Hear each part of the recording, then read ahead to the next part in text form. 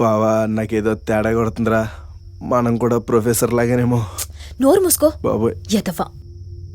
ఇంకా ఎంత టైం ఉంది? ఇప్పుడైతే 3 అవుతుంది. ఇంకో గంట ఉంది బ్రహ్మముహూర్తానికి. ఇప్పటికిప్పుడు ముహూర్తాలు పెట్టడానికి పంతులు ఎక్కడ దొరుకుతాడు బా? ఒరే సీన్గా, బ్రహ్మముహూర్తం అంటే బ్రహ్మముహూర్తం అంటే పొద్దున్న 4 వస్తుంది. దీనికి ఒరే సీనుగా ఒరే సీనుగా చాలింకా. క్రాంతి, ఇప్పుడు ఏం చేయమంటావు? 4 o'clockకి ఆ విగ్రహాన్ని మనం అనుకున్నట్టుగా టర్న్ చేయాలి, అంతే కదా? You are right. ఇప్పుడు మనం పొజిషన్ చెక్ చేసుకుందాం. గీత, నువ్వేమో నంది విగ్రహం వైపు వెళ్ళు. ఓకే. ఒరే సీను, నువ్వు నాగప్రతిమ వైపు వెళ్ళరా. బాగా ఆలోచించు బా. తప్పదా? తప్పదేంట్రా, పద. తేడా పడవస్తే రేపు పొద్దున మా ఊళ్ళో నా ప్రతిమ పెట్టేస్తారు. గీత, చెప్పింది గుర్తుందిగా, భయపడకుండా వెళ్ళరా. వెళ్తాను.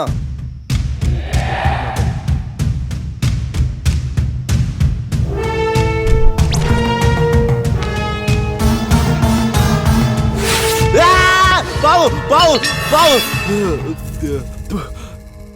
రే నీ అంకవా క్రాంతి. అరే సీను, కరెక్ట్ గా నేను చెప్పినప్పుడే తిప్పాలి, ఓకేనా? అలాగే.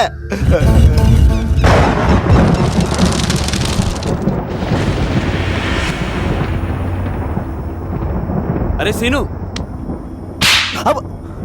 ఇప్పుడు కాదురా ఎదవా, నేను చెప్పినప్పుడు అది తిప్పితే చాలు. సౌండ్ రేట్రా. అరే అవి ఉరుములురా, అక్కుపక్షి. నువ్వు ముందు పద ఇక్కడి నుంచి. దానికి భయపడుతుంటాడు. రా పద. ఏదేమైనా మీ డైరెక్టర్ గారి థాట్ అద్భుతం. ఏ తాటు? అదే సార్, ఆత్మలతో కథలు చెప్పించడం. అయినా అదెలా సాధ్యం సార్?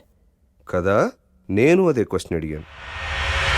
మన సినిమాకి ఇదే హైలైట్ పాయింట్. ఆత్మలు చెప్పిన కథకి దృశ్య రూపం అని పబ్లిసిటీ చేస్తే సినిమా సూపర్ హిట్. పాయింట్ బాగుంది సార్, కానీ ఆత్మల్ని ఎలా పిలుస్తాం, ఎలా మాట్లాడతాం? ఈ బోర్డు ద్వారా. ఏంటిది? ఊజా బోర్డ్, మనుషులకి ఆత్మలకి అనుసంధానం చేసే సాధనం.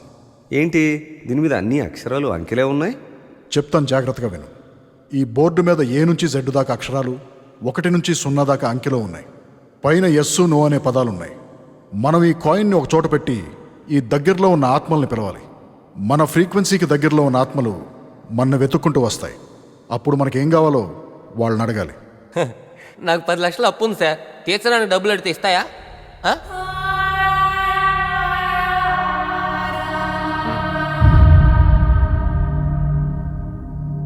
ఈ గేమ్కి కొన్ని రూల్స్ ఉంటాయి.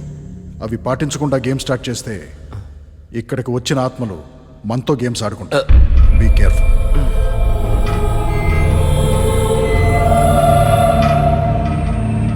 మనందరం కలిసి మన చూపుడు వేలు ఈ కాయిన్ మీద పెట్టి ఆత్మను పిలవాలి. ఆత్మ వచ్చిన తర్వాత ఏ ఒక్కళ్ళు చూపుడు వేలు తీసేసినా ఆత్మకు చాలా కోపం వస్తుంది. అప్పుడు ఆ ఆత్మ వేలు తీసేసిన వాళ్ళతోనే ఉండిపోతుంది. ఆత్మ వచ్చిన తర్వాత మనకేం కావాలో అవే అడగాలి. పిచ్చి పిచ్చి ప్రశ్నలు వేస్తే ఆ ఆత్మ మనని హింసిస్తుంది. Last and most important thing, ఆత్మ వెళ్ళిపోయేటప్పుడు ఆత్మకి చాలా మర్యాదగా గుడ్ బై చెప్పి మరీ పంపించాలి. తను మనకి గుడ్ బై చెప్పేదాకా ఆగాలి. అర్థమైందా?